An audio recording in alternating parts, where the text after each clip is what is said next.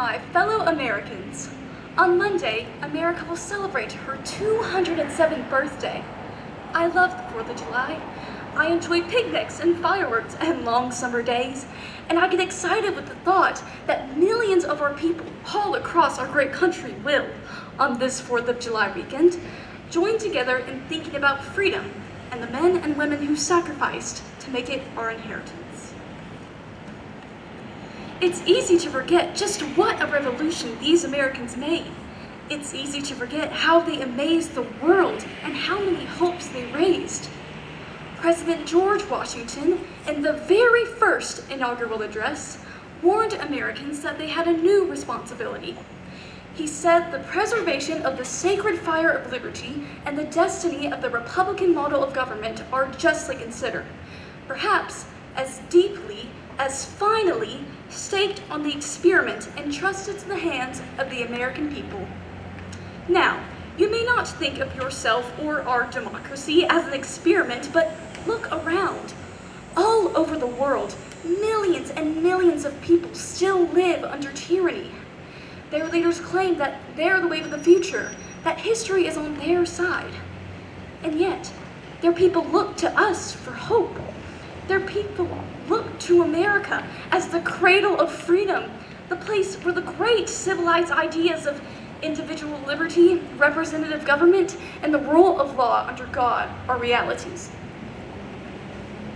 Yes, these people see America as the experiment that works, and democracy works because of the physical and moral courage of individuals, some famous, others deserving of recognition.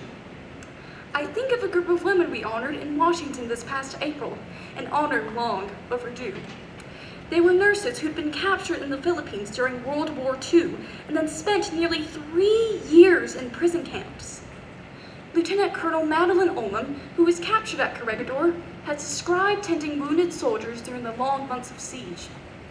Our atmosphere was one of dusty pall ever present, in which we moved, worked, tried to eat, tried to breathe in an endless nightmare, she said.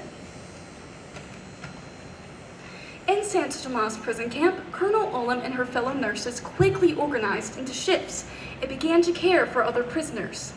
They fought against diseases and starvation. They lacked medicine and equipment and food. But, miraculously, every one of the 81 American women POWs had survived. These women would not describe themselves as extraordinary Americans.